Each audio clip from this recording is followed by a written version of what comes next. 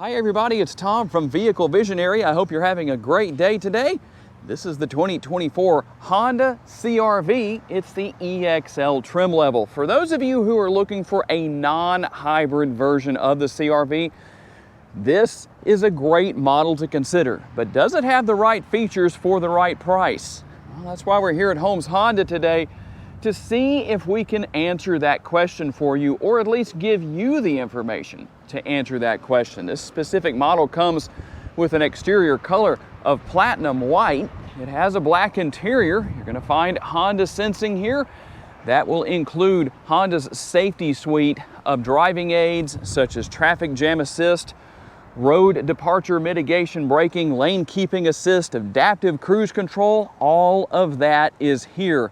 And being a 24 model, the only change you're going to see for the 2024 model year will be the addition of the Hybrid Sport L trim level. As soon as I can get my hands on one of those particular models, I'll show you what the additions are for that trim level. This model comes with LED daytime running lights, LED headlights. We'll also see LED tail lights on the back end. Now, I like to cover this for those who don't watch regularly, so forgive me for those of you who hear this a lot.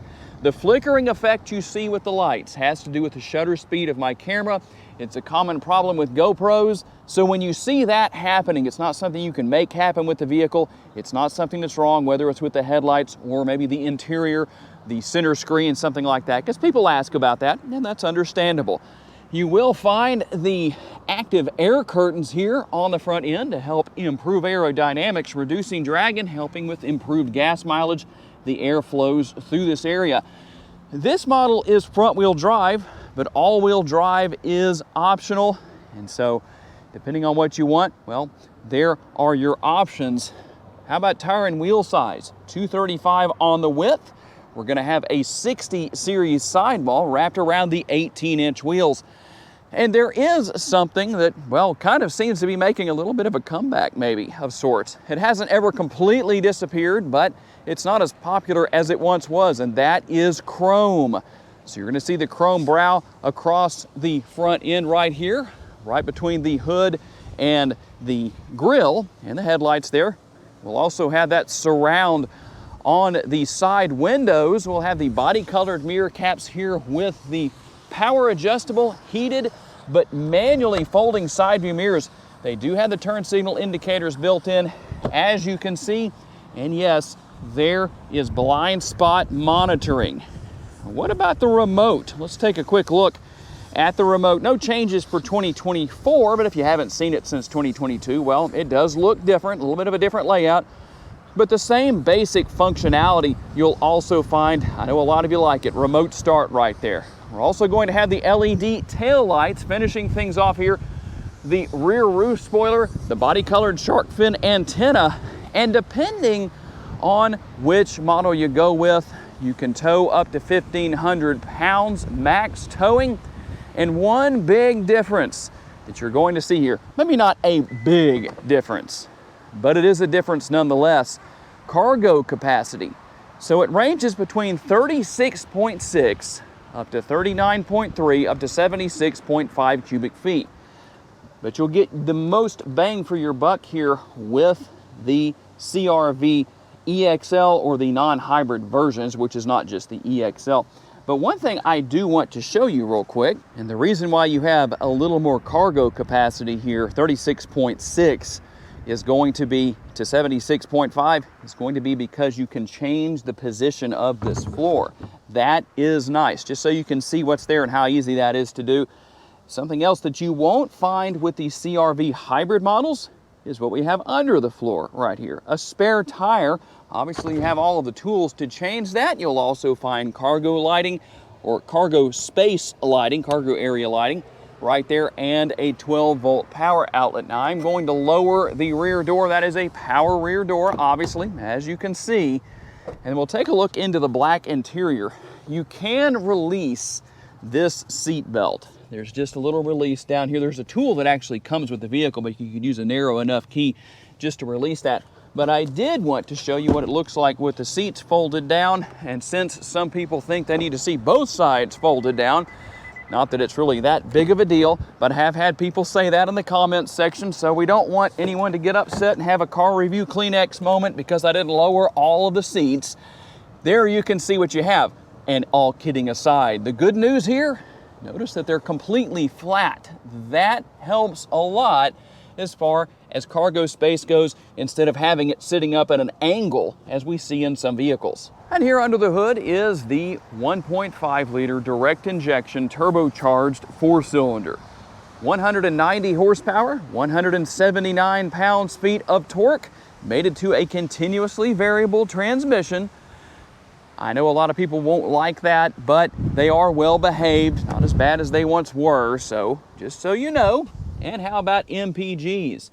We're looking at 28 city, 34 highway, 30 combined, and 3.3 gallons of gas is what Honda says you should use per every 100 miles driven. If you're curious to know about how much gas you can fill this tank with, it's a 14-gallon gas tank. And here with the rear seating area, we're going to find that the wind's wanting to close the doors, but we'll try and avoid that. A comfortable armrest. If you use the armrest test of actually putting your arm up there, you'll find out that it is rather comfortable. Reasonable sized door bench. You can put a good sized bottle in there, maybe a couple of snacks behind that. And for rear seat passengers, take a look at what we have. They can recline these seats. If so desired, you can see the difference between the two.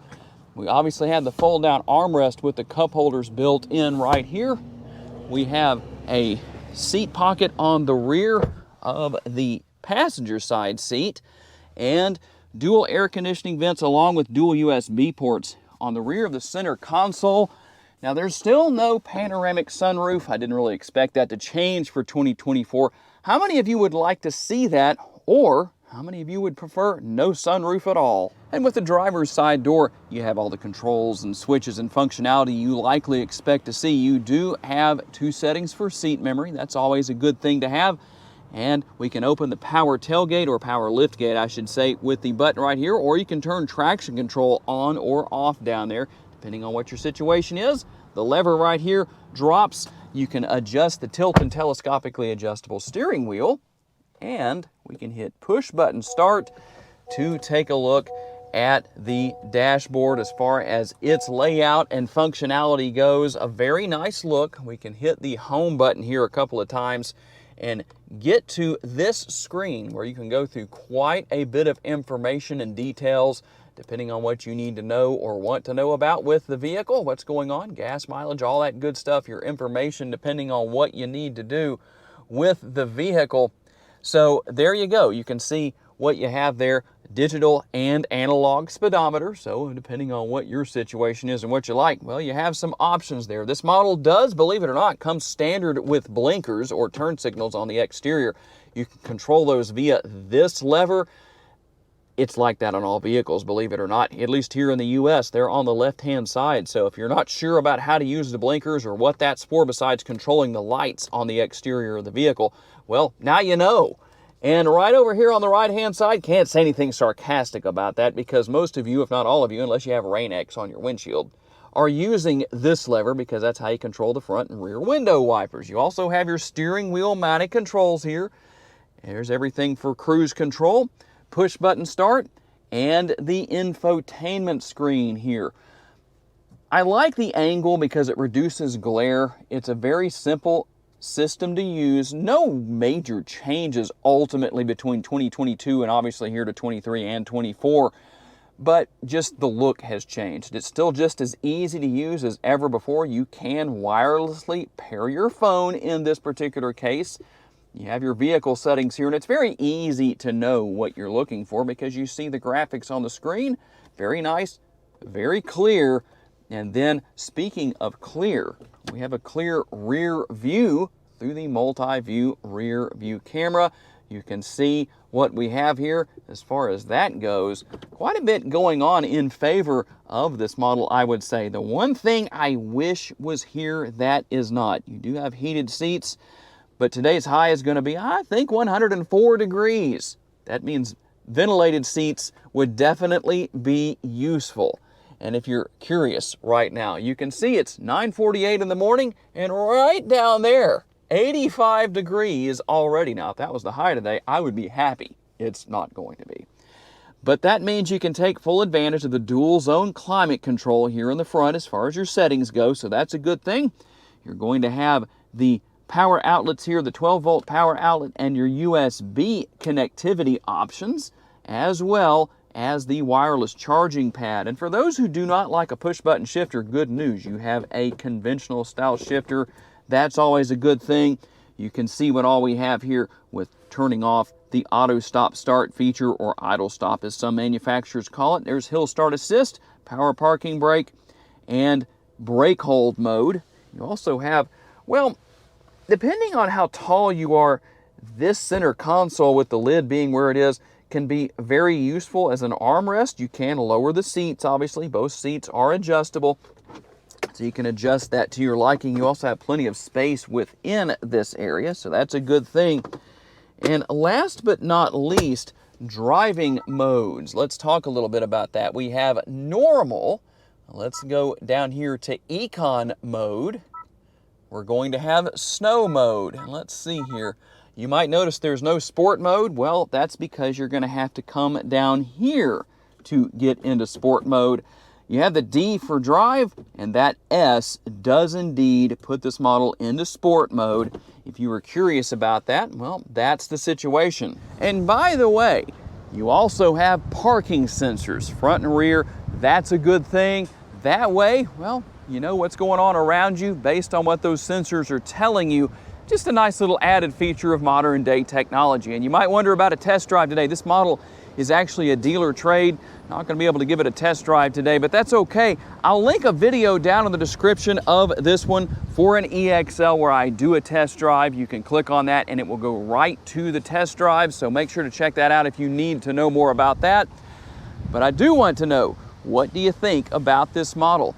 Does it have the right features for the right price on the EXL trim level? I'm curious to know what your thoughts are, so share your feedback down in the comments section.